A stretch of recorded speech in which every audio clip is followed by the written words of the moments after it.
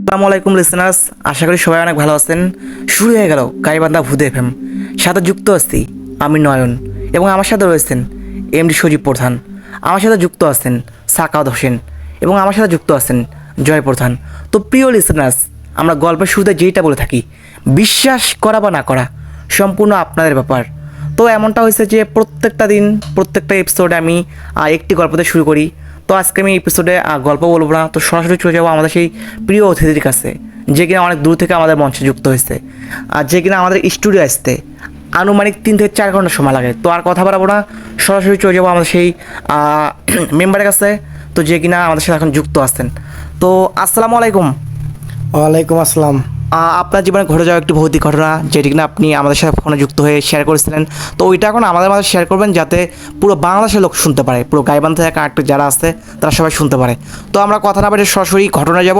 তো ঘটনার পূর্বে আপনার নাম এবং বাসা, কোথা থেকে আপনি যুক্ত হয়েছেন, কোথা থেকে আসছেন, সেটা বলে ঘটনা যাব। আসসালামু আলাইকুম। আমার নাম হচ্ছে মোহাম্মদ সাকওয়াত হোসেন। আমার বাসা হচ্ছে বগুড়া, আর গ্রামের বাসা হচ্ছে চন্দনপাট। তা আমরা 3 বন্ধু মিলে একদিন রাত 10টার দিকে মানে বাড়ির সামনে বসে আছি। অবশ্যই আপনি বলবেন যে ঘটনাটা আনুমানিক কত বছর আগে, রিসেন্টলি এটা 1 বছর হবে। আচ্ছা আচ্ছা। তা ওরা বলতেছে যে এই এই ভিড়ের ভিতর কেউ যাইতে পারে না। আমি বললাম যে আমি যাইবো। তা বলছে ঠিক আছে, তুই যাইতে পারিস, আমি তোকে 2000 টাকা দিব। তা আমি শুনছিলাম যে হচ্ছে ওই ভিটায় দিনের বেলা কেউ যাইতে পারে না, মানে দিনের বেলা যাইতে পারে, রাতের বেলা যাইতে পারে না। তা আমি সাহস করে বললাম যে আমি যাব। তা ওরা বলতেছে যে ওখান থেকে গেলে একটা পাতা ছিঁড়ে আনতে হবে। আপনি একটু আসতে বলেন যাতে লিসেনার্সরা শুনতে পারে। তা আমাকে বলতেছে যে হচ্ছে ওই ভিটায় যায় একটা পাতা ছিঁড়ে আনতে হবে। আচ্ছা। তাই আমি বলতেছি ওটা তো কোনো ব্যাপার না, আমি যাইতে পারবো। তা আমি আমার গা শিংড়ে উঠলো। আমি মানে প্রায় 10টা 45 বাজে, আমি রাত 10টা 45 বাজে। আচ্ছা আচ্ছা। তা ওরা 2000 টাকা আমার হাতে দিল, দিয়ে বলতেছে ওখান থেকে তোমাকে পাতা ছিঁড়ে আনতে হবে। আচ্ছা। তা আমি বললাম ঠিক আছে, 2000 টাকা দাও। তা আমি যাচ্ছি, যাওয়ার পর দেখি এমন বড় বড় আওয়াজ ওই ভিতর ভিতর। আমার তো মানে গা খালি শিংড়ে উঠতেছে। আমার দেখেই তো মনে করেন যে আর খালি লাল লাল এই আলোর মতো, খালি মনে করেন যে কি বলবো আর। তা আমি যেই একটা পাতা গেঁদিলাম, আমার কানে একটা চড় মারলো। আমি তো মনে করেন যে পরে ওখানেই গিয়ে হয়ে যাচ্ছি। তারপরে আমি একটা দোয়া বললাম, দোয়া বলার পরে দেখি কেউ আর কোনো কিছু বললো না। তারপরে আমি নেক্সটে আবার একটা পাতা ছিঁড়িনি, ছিঁড়তে গেছি, আর আমাকে এই গালে একটা চড় মারা দিল। তা আমি বললাম যে এইটা কোনো কথা? আমি তো এমন কোনো অন্যায় করিনি আপনাদের যে আপনারা আমাকে মারবেন। মানে আপনি ওই ভিটার মাঝখানে ওভাবে বলতেছেন? হ্যাঁ। ওই ও তারপর আমাকে একটা হ্যাঁ কিছু বলতেছে। হ্যাঁ আচ্ছা, আচ্ছা, আচ্ছা। তারপর বলতেছি যে এখানে আমার আঙ্কেল আছে, এখানে আমার একটা ছোট ভাই আছে। তা তোমরা থাকতে আপনার যে মৃত আত্মাগুলো আছে, হ্যাঁ মৃত যে ব্যক্তিগুলো মৃত আত্মাগুলো আছে, ওদেরকে বলতেছি যে এরকম আঙ্কেল বা ভাই তোমরা থাকতে আমার এরকম আমাকে চড় মারতেছে, এইটা কোনো কথা? তা এই যে আপনি দর্শকের মাঝখানে বলতেছেন বা আমাদের লিসেনার্সদের মাঝখানে বলতেছেন যে আপনি রাত দুপুরে অথবা রাত 10টার পরে আপনি একটা ভিটাতে গেছেন, দেন তারপরে ভৌতিক কাণ্ডে আপনি আর কি আঘাত পাওয়ার পরে 2টা চড় খাওয়ার পর আপনি এরকম বলতেছেন, তো এটা কি বিশ্বাস করবে? মানে এটা কি লিসেনার্সরা বিশ্বাস করবে যে আপনি মানে মায়ের খাওয়ার পর আপনি ওখানে স্টেট দাঁড়িয়ে আসছেন অথবা আপনি ওখান থেকে পালিয়ে আসেনি? এটা কীভাবে বিশ্বাস করবে? আপনি জাস্ট আর একটু ক্লিয়ার করে বলেন। কথা হলো কি, ওখানে তো আমরা বাজি ধরেছি, ও আচ্ছা, ঠিক আছে, মানে আপনার ওখানে টাকার নেশা? হ্যাঁ টাকার নেশা। আচ্ছা, আচ্ছা, আচ্ছা। মানে 2000 টাকা দিতে চাইছে আমাকে। তাই আমি তারপর আমি সাহস করে বলছি, আমার সাহস আছে বিধায় আমি বলছি যে আমি যাইতে পারবো। আচ্ছা, তা আমি চর খাওয়ার পর আমার এমন এমন অনুভূতি হলো যে মানে চর রাগ হচ্ছে একটা, আমি হ্যাঁ এটা সম্পূর্ণ করবো। অবশ্যই অবশ্যই। আচ্ছা, আমি রাগ হওয়ার পরে মনে করেন যে ওরা আমাকে চর মারলে আমি রাগ হইনি। আমি মানে আমি বলতেছি এখানে আমার সবাই আছে, ভাইস্তে আছে, চাচা আছে, তোমরা থাকতে আমাকে চর মারলো। আমি একটা পাতা ছিঁড়তে এলাম। তা 3বার যেই মানে পাতা ছিলাম, দেখি কোনো আর কোনো খালি কান্নার একটা আওয়াজ, হু হা করে কান্নাকাটি করতেছে। কবরের মাঝখানে হ্যাঁ কবর, হ্যাঁ কান্নাকাটি করতেছে। তা আমি বললাম যে আমি তোমাদের কোনো ক্ষতি করবো না, আমি জাস্ট একটা পাতা নিব, চলে যাব। পরে পাতা নেওয়ার পরে আর কোনো কিছু বলিনি। পরে আমি ওই অবস্থা কাঁদতে কাঁদতে কাঁদতে আমার গা শিংড়ে উঠে গেল। কাঁদতে কাঁদতে ওদের কাছে আইলাম, বাসায় মাঝে এই যে পাথা, ওরা তো অবাক। আচ্ছা আচ্ছা আচ্ছা। তারপরে আমি পরের দিন আমার এমন জ্বর, পরে তো মনে করো যে কী বলবো আর। তাই এটাই আমার জীবনের মানে একটি ঘটনা, এটাই আর কি। জি, thank you so much Sakhawat ভাই, আপনাকে অসংখ্য অসংখ্য ধন্যবাদ। আপনার জীবনে ঘটে যাওয়া একটি রোমাঞ্চকর ভৌতিক ঘটনা, যেটি কিনা আমরা একটু আগে শুনলাম। তো কী বলো প্রিয় লিসেনার্স, এত সুন্দর করে বুঝতে বলছেন উনি, ওনার প্রশংসা করতে হয় ভাষার। তো এই যে বা যারা আমাদের সাথে এখন যুক্ত আছেন গাইবান্ধা অথবা গাইবান্ধার বাইরে থেকে, তো যদি আপনাদের জীবনে কোনো ভৌতিক ঘটনা থেকে থাকে, যদি রোমাঞ্চকর কোনো ভৌতিক ঘটনার কাহিনী ঘটে থাকে, অবশ্যই অবশ্যই আমাদের সাথে শেয়ার করুন। শেয়ার করতে আপনি আপনার ঘটনাটি ডেসক্রিপশন থাকে বক্সে আপনি ইমেলে সরাসরি লিখতে পারেন, অথবা আপনি যদি চান আপনার ঘটনাটি পড়ে শোনানো হোক তাহলে আপনি আপনার গল্পটি লিখে শেয়ার করতে পারেন, অথবা আপনি যদি চান আপনি গল্পটি নিজে আমাদের স্টুডিও এসে শেয়ার করবেন তাহলে সরাসরি চলে আসুন আমাদের মঞ্চে। তো প্রিয় লিসেনার্স, আমরা অবশ্যই আবারও সাকত ভাইয়ের কাছে ব্যাক করবো। তার আগে আমরা চলে যাই ছোট্ট একটি গল্পে। তো আমার সাথে যুক্ত আছে শরীফ ভাই, যে কিনা বরাবরই থাকে, অলরেডি সে ইঞ্জিনিয়ারিং পাস করছে, তো আমাদের সাথে সবসময় যুক্ত থাকে। তো আমরা তার একটি ঘটনা যাব। তো আসসালামু আলাইকুম শরীফ ভাই, বরাবরের মতোই আপনাকে অসংখ্য অসংখ্য ধন্যবাদ যে আপনি আমাদের সাথে সবসময় যুক্ত আছেন এবং থাকবেন। ওয়ালাইকুম আসসালাম নয়ন ভাই, আপনি ভালো আছেন? এই তো আলহামদুলিল্লাহ ভালো। তারপর কি অবস্থা আপনার, কেমন আছেন? এই তো আলহামদুলিল্লাহ ভাই, ভালো ভাই। তো আপনি বরাবর যেটা করে থাকেন যে আপনি ভৌতিক ঘটনায় যে শেয়ার করার জন্য অনেক গ্রামে ঘোরেন অথবা কোনো পাড়ায় পাড়ায় ঘোরেন যে ভৌতিক ঘটনা কাট করে, অথবা আপনার কিছু সোর্স আছে। এই যে আমরা এমনটা করে থাকি যে কোনো স্টুডেন্টকে ধরলাম, অথবা 9-10 পড়তেছে অথবা ইন্টারে পড়ে, তো ওদের সাথে আমরা ছোট্ট একটা আড্ডা দিই যে ভাই আপনার জীবনে যদি কোনো ভৌতিক ঘটনা থেকে থাকে অথবা যদি আপনি চান আপনার ঘটনা শেয়ার করতে, সব অবশ্যই আমাদের স্টুডিও চলে আসবেন। অথবা আমরা এমনটা করে থাকি যে মানে পাশাপাশি যে ভৌতিক ঘটনাগুলো ঘটে এসেছে সেগুলো কাট করার জন্য। তো মাঝে মাঝে আমরা এমনটা করে থাকি। তো সজীব ভাই এটাতে খুব দক্ষতা নিয়ে কাজ করতেছেন। তো অনেক সোর্স আছে তার যেগুলো সে করে থাকতেছে, বা যাদের সাথে যুক্ত থেকে সে অনেক ভৌতিক ঘটনা শেয়ার করছে বা করতেছে এখনো অবধি। তো সজীব ভাই এমন একটি ঘটনা কাট করছে যে ঘটনায় আমরা যাবো একটুর মধ্যেই। তো প্রিয় লিসেনার্স, ঘটনা যাওয়ার পূর্বে বলতেছি বিশ্বাস করা বা না করা সম্পূর্ণ আপনাদের ব্যাপার। তো আমাদের সাথে যুক্ত আছেন এই মুহূর্তে অনেকেই। তো একটু পর আমরা সেগুলো ফেসবুক পেজ থেকে নামগুলো পড়বো, এবং আপনারা যদি চান কমেন্ট করতে পারেন আমাদের ফেসবুক পেজে। তো আমাদের ফেসবুক পেজে যুক্ত হতে চলে আসুন আমাদের ফেসবুক পেজে সরাসরি বাংলাদেশ গাইবান্ধা ভূত এফএম, সরাসরি আমাদের পেজে আপনি যুক্ত হতে পারেন এবং আমাদের মেম্বারশিপ নিতে পারেন। তো প্রিয় লিসেনার্স, অনেক বকবক করলাম, আর কথা বলার আমরা সরাসরি চলে যাবো সজীব ভাইয়ের ঘটনায়। তো নয়ন ভাই, আমরা সবাই হয়তো জানি যে হলো কিছুদিন আগে, মিনিমাম 4-5 বছরের বেশি হতে পারে বা তার কমও হতে পারে, এই যে বোনারপাড়া থেকে মহিমাগঞ্জ স্টেশন মানে মাঝামাঝি বাটি নামে একটা জায়গা ছিল। আচ্ছা, তো যে বা যারা আমার সাথে এখন যুক্ত আছেন, আমরা কিন্তু খুব বরাবর মানে মাঝে মধ্যে বলে থাকি যে আমাদের যে ঘটনাগুলো হয় এগুলো গাইবান্ধা কেন্দ্রিক, বা সজীব ভাই যে ঘটনাগুলো কালেক্ট করে এগুলো অবশ্যই মানে গাইবান্ধা গ্রামে যে আশেপাশের গ্রামগুলো আছে এগুলো থেকে কালেক্ট করে। তো আমরা কিন্তু মানে আপনি একটা জিনিস খেয়াল করবেন, এই যে সজীব ভাই যে ঘটনাগুলো শেয়ার করতেছে এগুলো কিন্তু কখনো বলিনি যে আমি গাইবান্ধা, এই যে গাইবান্ধার বাইরে অথবা গাজীপুর বা ঢাকা অথবা মিরপুর থেকে কোনো ঘটনা কালেক্ট করলাম বা ওখানকার ঘটনা বলেছি। তো সজীব ভাই, আপনি সজীব ভাই যখন গল্প বলবে আপনি খেয়াল করবেন যে প্রায় যে ঘটনাগুলো শেয়ার করতেছে এগুলো আর কি গাইবান্ধা কেন্দ্রিক হয়। তো এই যে মহিমাগঞ্জ এবং বোনারপাড়া মাঝামাঝি যে বাটি, অনেকে হয়তো আমার সাথে এখন যুক্ত আছেন বা শুনতেছেন। তো আপনারা হয়তো এই নামটিকে শুনে থাকবেন। বাটি নামে একটি গ্রাম আছে, তো এই গ্রামে প্রচুর ভৌতিক ঘটনা ঘটে থাকে। তো আরও যুক্ত আছে এই যে আমাদের পার্শ্ববর্তী একটি গ্রাম, যেটির নাম কিনা কচুয়া। তো কচুয়ার যারা শুনতেছেন আমাদেরকে, এগুলো তো অনেক ভৌতিক ঘটনা থাকে, কারণ এগুলো তো অনেক গাছপালা আছে বা এই যে জঙ্গল টাইপের কিছু আছে। তো এমনটা হয়ে থাকে সজীব ভাই যে যেখানে জঙ্গল বেশি বা অন্ধকার বেশি সেখানে ভৌতিক কিছু ঘটনা বেশি ঘটতেছে। তো আমরা ওদিকে যাবো না, আবারও গল্পে ব্যাক করবো। Continue please. তো নয়ন ভাই, যখন ওইখানে একটা ট্রেন অ্যাক্সিডেন্ট হয় এটা মোটামুটি সবার জানা। তো ওইখানে একটা ব্যক্তি ছিল, ওনার বাসা ছিল চন্দনপাড়ের এইদিকে। আচ্ছা আচ্ছা। তার নামটা রানা। তো সে প্রায়ই বোনারপাড়া যাইতো যে কোনো কাজে বা বন্ধুদের সাথে আড্ডা দিতে, মাঝে মাঝেই বোনারপাড়া যাইতো। তো একদিন সে বোনারপাড়া যায়, যাওয়ার পর 10টা-11টা পর্যন্ত তার বন্ধুদের সাথে আড্ডা দেয়। সময়টি ছিল শীতের রাত। তো শীতের রাতে যেমন দেখা যায় যে 9টা-10টার দিকে কিন্তু আর অটো পাওয়া যায় না। না। তো সে যখন অটো পাইতেছিল না, তখন সে চিন্তা করলো যে বাসায় তো যাওয়া লাগবে, তো এখন কীভাবে যাব? রেল লাইন ধরে হেঁটে হেঁটে তো যাওয়া লাগবে এখন। তো তার হাতে একটা টাচ ফোন ছিল। সে বোনারপাড়া থেকে পান আর হলো সিগারেট নিয়ে সে মানে রেল লাইনের পাশ দিয়ে আসতেছিল। আচ্ছা আচ্ছা। সে আস্তে আস্তে যখন সে বাসার মানে তার বাসার আশেপাশে আসছে, ওইখানে ছিল বাটি ব্রিজ। আমরা শুনছি যে কিছুদিন আগে বাটি ব্রিজে একটা ট্রেন অ্যাক্সিডেন্ট করে, তখন ওই সময় ওখানে অনেক লোকজন মারা গেছে। অনেকে দেখা গেছে যে ট্রেনের ভিতর কারো চুল পেঁয়াজ খায়, মানে যে ট্রেনের ভিতর যে একটা রড থাকে না, ওইটার সাথে পেঁয়াজ খায় এরকম মারা গেছে। আবার অনেকে আছে যে ট্রেনের, হ্যাঁ, আবার অনেকের আছে যে ট্রেনের যে নিচের যে জায়গাটা আছে ওইটা ট্রেন এমনভাবে এসে ব্রিজের সাথে বাড়ি খায় যে নিচের ট্রেনের যে অংশটা আছে ওইটা শুধু সব খুলে যায়, মানে অনেকে ওই মারাত্মকভাবে জখম হয়ে মারা যায় ওইখানে। তো সে যখন ব্যাটারি ব্রিজ সংলগ্ন আসছে, তো সজীব ভাই, আপনি যে ঘটনা শেয়ার করতেছেন এটা সম্ভবত 2012 সাল থেকে 2013 সালের ঘটনা, তাই না? হ্যাঁ, রাইট। আমি তখন সম্ভবত ক্লাস 9 অথবা 10 পড়ি। তো প্রিয় লিসেনার্স, ঘটনাটি আমিও চাক্ষুষ প্রমাণ করছি। সেই সময় একটা ট্রেন দুর্ঘটনা হয়। তো যাই হোক, আমরা আরও ওদিকে যাবো না, সরাসরি ঘটনায় যাব। তো সে যখন ব্রিজের কাছাকাছি আসছে তখন সে অনেক কান্নার আওয়াজ শুনতে পাইতেছিল। সে আসলে বুঝতে পারতেছিল না যে আওয়াজটা কোন জায়গা থেকে আসতেছে। তো তার মনের ভিতরে একটু ভয় জাগে, তার শরীরের লোম দাঁড়ায় যায়। তো সে ভয়টা কাটানোর জন্য সে সিগারেট লাগায়। যে অনেকে আমরা বলি যে সিগারেট লাগালে হয়তো জিন বুদ্ধি দূরে থাকে, এরকম।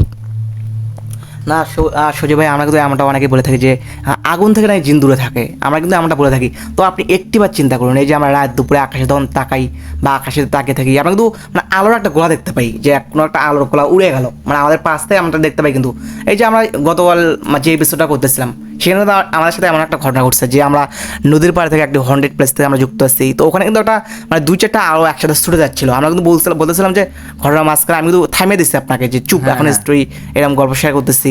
তো আমরা ওই অংশটুকু কেটে দিচ্ছি, আমরা যেহেতু সরাসরি রেকর্ড অপশনে ছিলাম। তো ওই অংশটুকু কেটে দিচ্ছি যে আপনি বলছেন নয়ন ভাই এই যে আগুনে গলা যাচ্ছে। তো যাই হোক, ওই যে বাকি অংশটুকু আমরা কাটছি ওইটা অবশ্যই আমরা শেয়ার করার চেষ্টা করবো কোনো এক সময়। তো এই যে আগুনের একটা খেলা আর কি, যে আমরা বলি যে জিন ভূত এরা আগুন থেকে দূরে থাকে বা আগুনকে ভয় পায়, আমার মনে হয় যে ওরা আগুনের কারখানা, ওরা আগুন নিয়ে খেলা করে। তো এই যে আমরা বলি যে সিগারেট লাগালে অথবা আগুন জ্বালালে ওরা আমাদের থেকে দূরে থাকবে, বিষয়টা কিন্তু এমনটা না। এমনও হতে পারে যে আমরা আহ্বান করতেছি, আমরা স্মোক করার জন্য যে আগুন জ্বালাইতেছি, আমরা আহ্বান করতেছি যে আপনারা আমাদের কাছে আসুন। তো হয়তো আমরা উল্টো জানি এই বিষয়ে, আমরা হয়তো প্রত্যেকটা ব্যক্তি উল্টো জানি। হয়তো আপনারা আজকে জানার পর অথবা শোনার পর এটা বিশ্বাস করতে শুরু করবেন যে আমরা নিজে আহ্বান করতেছি। এই যে আমরা মানে অনেক ক্ষেত্রে দেখি যে কোনো একটা মানে হিন্দুরা যেসব যজ্ঞ করে আর কি, এই যে চেন ভূত বা প্রেতাত্মাকে ডাকে, ওরা কিন্তু আগুনের একটা গে বানায়, কিন্তু কুণ্ডলি বানায়। তো ওখানে ডাকার পর অলরেডি চলেও আসে আর কি। তো এগুলো আমাদের সিনেমা অথবা নাটকে দেখা অথবা আহট এই চ্যানেলগুলো দেখা, তো আমরা এগুলো বিশ্বাস করি না ওরকমভাবে। তবে আমি এমনটা মনে করে থাকি যে আগুন জ্বালাটা ওরাকে আরও আকৃষ্ট হয়, ওরা এগিয়ে আসে। তো আমরা কিন্তু 99% লোক কিন্তু এটা কিন্তু পক্ষে যে আগুন জ্বালালে ওরা দূরে যায়, কিন্তু আমি মনে করি যে ওরা আরও আকৃষ্ট হয়, ওরা এগিয়ে আসে। তো আমরা এই যে এগিয়ে আসা বা পিছিয়ে যাওয়া, এই যে একটা মানে ভেদাভেদ তৈরি হইতেছে, এই যে একটা মতবাদ, তো ওই মতবাদে যাবো না, আমরা তর্কে যাবো না, আমরা গল্পে ছিলাম, দেন গল্পে ফিরে আসবো। দেন তারপর কী হলো?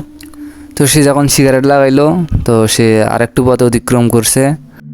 তো আমরা জানি যে রেল লাইনের সাইড দিয়ে আমরা সবাই হয়তো দেখছি যে রেল লাইনের সাইড দিয়ে অনেক কিন্তু ইউক্যালিপটাসের গাছ আছে, আমরা গ্রাম্য ভাষায় যা বলি। তো ওইখানে শীতের রাত ছিল, তো কুয়াশা এমন ছিল যে সামনে যে 20-30 হাত সামনে দেখা যাবে এমন কোনো প্রসেস ছিল না। তার ফোনের ফ্ল্যাশে যতটুকু দেখা যাইতেছিল সে আর কি সিগারেট লাগাতে লাগাতে ভয় পাওয়ার পর সে এগোচ্ছিল, কারণ তার তো পিছনের দিকে ফিরে যাওয়ার কোনো রাস্তা নেই। তো সে যতই সামনের দিকে আগাচ্ছিল তা মানে কান্নার আওয়াজগুলো তত যেন বাড়তেছিল। মানে কিছুদিন আগে ওইখানে যে লোকগুলো মারা গেছে সে ভাবতেছিল যে এখানে হয়তো একটা ট্রেন অ্যাক্সিডেন্ট করছে, এই কারণে হয়তো এরকম হইতেছে। তো সে সামনের দিকে এগোতে এগোতে সে একটা মোটা গাছের সাইডে তাকায়। সে লক্ষ্য করে যে ওইখানে কে যেন গাছের আড়াল থেকে পালালো, এরকম পেতনি টাইপের। তো সে আরও ভয় পেয়ে গেল। তো আমরা আর একটা জিনিস জানি নয়ন ভাই, সে যখন মানে তার বাড়ি ছিল চন্দনপাট, তো ওইখানে কিন্তু আবার কিছু মানে অনেকদিন আগে একটা মহিলা মারা গেছিল। তখন তার মাথার ভিতর ওই মানে আগের ঘটনাটা আর কি ঘুরতেছিল যে আমি তো সামনের দিকে আগাচ্ছি, ওইখানেও তো একটা লোক মারা গেছিল, আমার সাথে তো আরও মানে ভয়ঙ্কর কিছু ঘটতে পারে এরকম। তো সে চিন্তা করলো যে সে দৌড়াবে, কিন্তু ওইখানে তো দৌড়ানোর ওই রকম রাস্তা নেই। ওইখানে তো অনেক শিল ছিল বা রেল লাইনের ধার দিয়ে কিন্তু অত জোরে দৌড়াতেও পারবে না সে। তো সে চিন্তা করলো যে সে জমির ভিতর দিয়ে যাবে। শীতকালে কিন্তু অনেকে দেখা যায় যে ধান কিন্তু সে সময় কাটে মানুষ শীতের দিকে। তো সে চিন্তা করলো যে সে রেল লাইন দিয়ে না যায়, সে যাবে হলো জমির ভিতর দিয়ে। তো যেইভাবে সেই কাজ, সে জমির ভিতর দিয়ে যখন দৌড়ানোর পরিকল্পনা করলো, সে হঠাৎ দেখতে পাইলো যে জমির ভিতর থেকে, তার কুয়াশার ভিতর থেকে তাকে কে যেন ডাকতেছে। সে আরও প্রচুর ভয় পেয়ে গেল। তখন সে আবার আগুন জ্বালালো, যথারীতি সিগারেট লাগালো, অনেক দোয়া কালেমা পড়লো। পড়ার পর সে জমির ধার দিয়ে দৌড়ানোর চেষ্টা করলো। তো এরকম করে সে তার রেল লাইনের সাইডে একটা পাকা রাস্তা ছিল, সে রাস্তায় যায় উঠলো। তো তখন সে তার আগ্রহবশত সে পিছন দিকে তাকানোর চেষ্টা করলো যে এতক্ষণ তো আমি ওইখান দিয়ে আসলাম, দেখি আসলে ওইখানে কিছু আছে কিনা। তো সে যখন রেল লাইনের দিকে তাকালো, সে দেখতে পাইলো যে ওইখানে আগুনের দলা একটা পড়লো, দাউ দাউ করে জ্বলতেছে এইরকম। তো সে তাড়াতাড়ি বাড়িতে গেল, বাড়িতে যায় তার বাবা মাকে ডাক দিল এবং সে তার বাবা মাকে তার ঘটনা বলল। তো এই ছিল নয়ন ভাই আমার ঘটনা। আশা করছি সবার ভালো লাগবে। আর থ্যাংক ইউ সো মাচ সজীব ভাই, অনেক সুন্দর একটি গল্প শেয়ার করলেন। প্রিয় লিসেনার্স, আমরা কিন্তু অনেকেই রাত দুপুরে একা একা হাঁটি। তো ঠিক সেই মতো আপনি দেখতে পেলেন আপনার পাশে কোনো শব্দ হচ্ছে, অথবা আপনার পিছন পিছন কেউ হাঁটতেছে। আপনি ঘুরে তাকালেন কিন্তু কাউকে দেখতে পেলেন না। আপনি কৌতূহলবশত দৌড়ানোর চেষ্টা করলেন যে আমাকে এই প্লেস থেকে দৌড়ে পালিয়ে যেতে হবে। আপনি দৌড়ে পালিয়ে গেলেন, একটা পর্যায়ে আপনি পিছন করে তাকালেন, ঠিক সেই মুহূর্তে দেখতে পেলেন সেখানে দাউ দাউ করে আগুন জ্বলতেছে। তো প্রিয় লিসেনার্স, এই যে আমরা ঘটনা শেয়ার করতেছি, আমাদের সত্য ঘটনা প্রকাশ করার চেষ্টা করতেছি। তো যে বা যারা আমাদের সাথে যুক্ত আছেন, অবশ্যই যদি কোনো ভৌতিক ঘটনা থেকে থাকে আমাদের সাথে শেয়ার করবেন। অবশ্যই ডিফেন্স টাইপের কিছু গল্প শেয়ার করার চেষ্টা করবেন, যেগুলো কখনো কোনো চ্যানেলে কেউ শেয়ার করেনি। তো সেই টাইপের ঘটনা আপনারা শেয়ার করবেন। তো প্রিয় লিসেনার্স, আমরা বলছিলাম যে একটু পর আমরা সাকত ভাইয়ের কাছে যাব। তো আবারও আমরা সাকত ভাইয়ের কাছে ব্যাক করবো। তো আমার কনফারেন্সকে একটু ডেবে গেছে, তো শরীরটা খুব একটি ভালো না। গতকাল খুব বৃষ্টি হয়েছিল, তো একটু ঠান্ডা লাগছে। তো আমরা আবারও চলে যাবো সেই সাকত ভাইয়ের কাছে, যার আমরা একটু আগে কিনা সাকত ভাইয়ের কাছ থেকে একটু দুর্দান্ত ভৌতিক ঘটনা শুনছি, যে কিনা বাজিতে দেয়, অর্থাৎ বাজিতে 2000 টাকা মেরে নিয়েছে আর কি। তো ভূত বিষয়ে বাজি ধরে 2000 টাকা মেরে নিয়েছে। তো যদি আপনার জীবনে এমন কোনো ঘটনা থেকে থাকে যে বাজি ধরে কোনো একটি প্লেসে গেছেন, তো সেখান থেকে আপনি কিছু টাকা আর কি মেরে নিছেন আর কি, যাই হোক, তো এইরকম কিছু ঘটনা যদি থাকে অবশ্যই শেয়ার করবেন। তো আবারও চলে যাচ্ছি সাকত ভাইয়ের কাছে।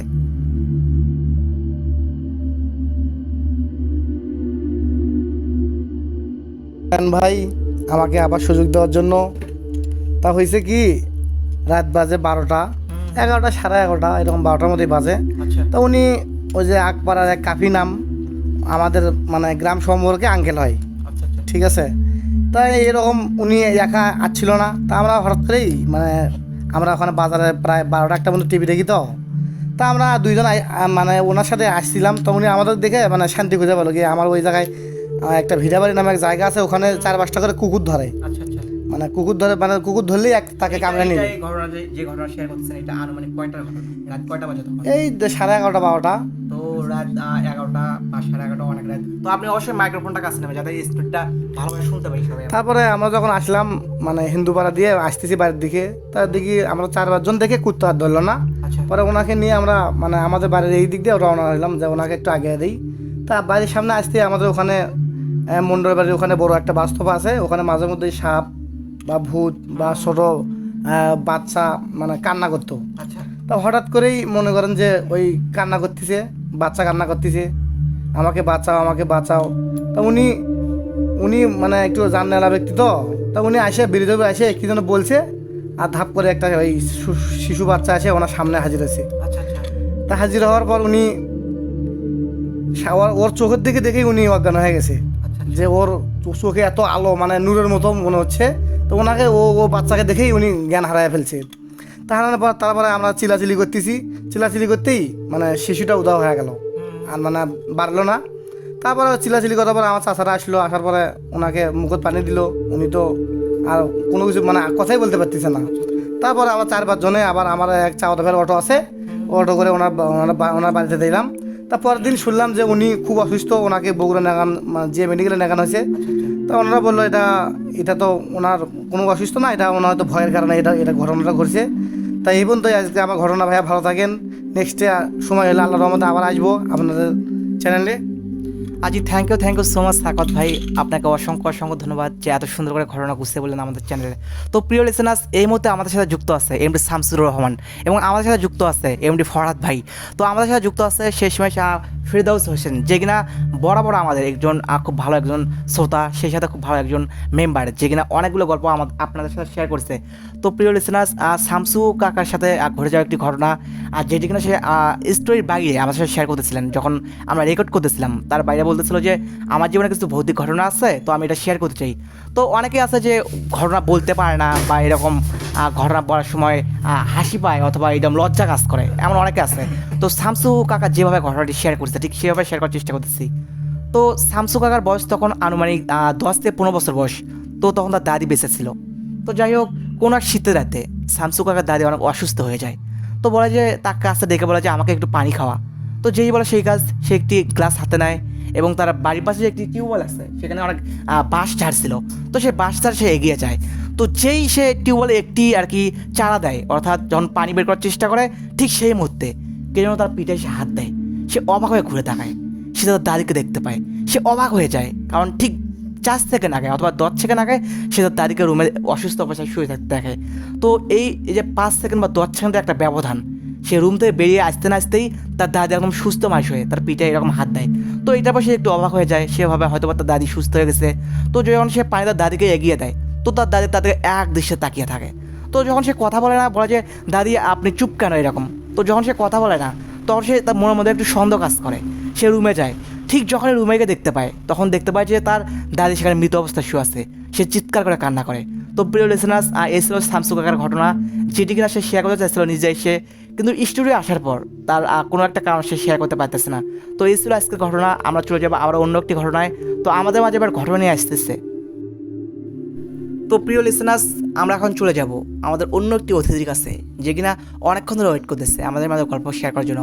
তো অবশ্যই গল্পের শুরুতে আপনার নাম এবং ঠিকানা বলবেন, আপনি কোথা থেকে যুক্ত হয়েছেন। আপনার নাম কি? আমার নাম মিজানুর রহমান মিজু। আচ্ছা, আপনার বয়স কত এখন আনুমানিক? এই 16-17। ও, তারপর আপনার বাসা কোথায়? এই পাঠানপাড়া। আচ্ছা, যাই হোক। তো প্রিয় লিসেনার্স, আর সরাসরি তার গল্পে চলে যাবো। আপনি আপনার খালা কেন্দ্রিক, অর্থাৎ খালার সাথে ঘটে যাওয়া একটি ভৌতিক ঘটনা শেয়ার করতে চাইছিলেন, তো ঘটনাটা শেয়ার করেন। আমি একদিন বিকালবেলা খেলতে গেছিলাম ফুটবল।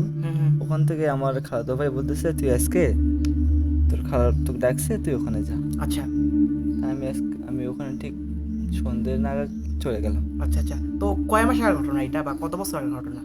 এই মাস দুয়েক। আচ্ছা আচ্ছা, মাস দুয়েক আগের ঘটনা।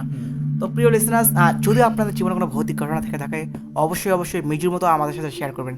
তো যাই হোক, পরবর্তী ঘটনা যাইতেছি মিজু, আর তার আগে মিজুর গল্পটি শেষ হোক। তারপর আমি চলে গেলাম খালার বাসায়। আচ্ছা। ওখানে যা খালামুনি বলতেছে আজকে রাতে তুই এখানে থাক। তা আমি অনেক জোর করলো, আমি আম্মুর কাছে ফোন দিলাম, ফোন দিয়ে আম্মুকে জানালাম। আম্মু বলতেছে ওখানে থাক, সকালে তুই প্রাইড করে চলে আসিস। আচ্ছা। এখন ওখানে গোসল টোসল করে ঘরে শুয়ে ফোন টিপতেছি। তখন টিপতে রাত ঠিক 10টা। তখন খালামুনি খাবার নিয়েছিল, মাথায় দেখি ঘন্টা দেওয়া। আচ্ছা আচ্ছা। তা আমি খালামুনি বললাম, খালামুনি তুমি কেন মাথায় ঘন্টা দেবো? হ্যাঁ হ্যাঁ হ্যাঁ। খালামুনি বলতেছে কিছু না। তা এখন কণ্ঠটা অনেক একটা পরিবর্তন আর কি। পরিবর্তন আর কি। হ্যাঁ, হ্যাঁ। গাওটা আমার মনে হয় একদম শিংড়ে উঠলো। আমি তো কিছু ভেবে পাচ্ছি না, তখন বাসায় কেউ ছিল না। আমার খালু ছিল এলে বোনারপা, আচ্ছা আচ্ছা শাকিল ভাই ছিল আচ্ছা। বোনারপা। এখন শাকিল আপনার খাওয়া হয়? ও আচ্ছা। আমার একটা ভাবি ছিল অন্য রুমে। হুম হুম হুম। তা আমি এখন কিছু ভেবে পাচ্ছি না। পরে অনেক দোয়া পাঠ করলাম, তাও দেখি ওই কন্ট্রোল দিকে যাচ্ছে না, ভয়ানক মানে অদ্ভুত, মানে অদ্ভুত। এই যে মানে দুইটা কণ্ঠ মিশ্রিত হলে যেমন একটা শব্দ হয়, বা এরকম এইটাই কিছু একটা। তো আমি খালামুনিকে দেখার চেষ্টা করলাম। তার কাছে যাওয়া মাত্রই সে বলতেছে দূরে যা। আচ্ছা। এবং একটা ভয়ঙ্কর আওয়াজে বারবার বলছে তুই দূরে যা, এখান থেকে চলে যা। তা খালামুনির পুরো চুল তার সামনে, মানে এই যে মানে মাথার চুল সব মানে সামনে সামনে এলিয়ে পড়ছে এরকম। আচ্ছা। সে দেখে একদম পুরো খারাপ দাঁড়িয়ে আছে, একটু নড়ছে না, আগে হচ্ছে না, ও যেখানে ছিল সেখানে খাড়ায় আছে। আচ্ছা। তারপর তার চোখ থেকে পুরো লাল, সে একদম একটা আগুনের শিখা আছে না, ওই রকম দেখা যাচ্ছে। আচ্ছা। আমার পুরো শরীর একদম থমকে গেছে, একটা ভয় পাওয়ার মতো, একদম পুরো শরীর আমার একদম শীতল হয়ে গেছে। আচ্ছা আচ্ছা। ঠিক সেই সময় আমার খালাতো ভাই আসলো। মানে আপনার খাওয়া খালাতো ভাই, শাকিল? শাকিল। আচ্ছা আচ্ছা। সে এসে বলতেছে মিজু তোর কি হয়েছে? ওরে আমি সব কথা শাকিল ভাইকে শেয়ার করলাম। শাকিল ভাই বলতেছে তুই কি ভয় পাইছিস? আমি বললাম ভাই এটা তো ভয় পাওয়ার একটা কথা। হ্যাঁ হ্যাঁ অবশ্যই। তারপরে সাহের ভাইকে সব শেয়ার করার পর সাহেব ভাই বলতেছে এরকম আমারও হয়েছিল অনেকবার। পরে বললো সমস্যা নাই, তুই কালকে সকালবেলা চলে যাস। আর তোর কি কোনো ক্ষতি করছে? আমি বললাম না, কিছু ক্ষতি করে। তারপরে আমি খাওয়া দাওয়া করে রাতটা থাকলাম সাইকেল ভাইয়ের সাথে। থাকার পরে আমি সকালবেলা আমার বাসায় চলে আসলাম। তো এই ছিল ঘটনা আপনার। আর থ্যাংক ইউ সো মাচ মেজু, আপনাকে অসংখ্য ধন্যবাদ এত সুন্দর একটি ঘটনা আমাদের সাথে শেয়ার করার জন্য। তো প্রিয় লিসেনার্স, আপনাদের জীবনে যদি এমন কোনো ভৌতিক ঘটনা থেকে থাকে তাহলে অবশ্যই শেয়ার করতে পারেন আমাদের সাথে। তো প্রিয় লিসেনার্স, একটিবার ভেবে দেখুন, আপনি আপনার খালা বাড়িতে গেছেন, ঘুরতে গেছেন, ঠিক সেই মুহূর্তে আপনার খালা আপনার জন্য খাবার নিয়ে আসলো। তার মাথায় বিশাল বড় একটি ঘোমটা, সে চুপ করে দাঁড়িয়ে আছে। যখন আপনি খালাকে জিজ্ঞাসা করলেন যে খালা কী হয়েছে আপনার, সে কথা বলতেছে না। আপনি আবার জিজ্ঞেস করলেন কী হয়েছে আপনার, সে আবার কথা বলতেছে না। একটা বাজে সে যখন মাথা থেকে ঘোমটা সরালো, ঠিক তখনই দেখতে পেলেন তার চোখ থেকে আগুন বের হয়ে আসতেছে, যেন আপনাকে পুরো ছাই করে দেবে। তো প্রিয় লিসেনার্স, আর যদি আপনার সাথে এমন কোনো ঘটনা ঘটে থাকে অবশ্যই শেয়ার করবেন। তারপর আপনার যখন এরকম অবস্থা, তো আপনি অনেক ভয় পেয়ে যান। আপনি যখন দেখলেন যে চোখ ঠিক আগুন বের হয়ে আসতেছে, আপনি ভয় পেয়ে চিৎকার করে সেখানে পালানোর চেষ্টা করলেন। তো আপনি যখনই পালানোর চেষ্টা করলেন, ঠিক তখনই সে আপনাকে খপ করে ধরে ফেললো এবং বলল, পালিয়ে যাবি কই, কোথাও যেতে পারবি না, আজকে তো শেষ দিন। ওই মতো আপনার খাদা ভাই চলে আসলো রুমে। তো তারপর সব কিছু স্বাভাবিক, সব কিছু নর্মাল। সে যে অদ্ভুত আচরণ করতেছিল, তার চোখ ঠিক আছে আগুন বের আসতেছিল, সে সব কিছু বন্ধ হয়ে গেল, সে স্বাভাবিকভাবে কথা বলতেছে। তো প্রিয় লিসেনার্স, এমনটা কিন্তু ঘটতেই পারে। তো এই ছিল ঘটনা। অসংখ্য ধন্যবাদ মিজুকে। আমরা পরবর্তী ঘটনায় যাব। সকলের সুস্থতা কামনা করছি। তো আমরা গল্পের শেষ পর্যায়ে এসে গেছি, এখন আমাদের বিদায় নিতে হবে। তো শেষ পর্যায়ে আগে আবারও একটি কথা মনে করে দিতে চাই, যদি আমাদের গল্প ভালো লাগে অবশ্যই শেয়ার করবেন এবং আমাদের ফেসবুক পেজকে ফলো করে দেবেন। বেটার অপশন পেতে আপনি অবশ্যই আমাদের ইউটিউব চ্যানেল সাবস্ক্রাইব করে দেবেন। আপনি চাইলে আমাদের গল্প অডিও ডাউনলোড করে শুনতে পারেন। তো এই বলে আমাদের আজকের গল্পের এখানে শেষ টানতেছি। সকলেই ভালো থাকবেন, সুস্থ থাকবেন। শুভরাত্রি।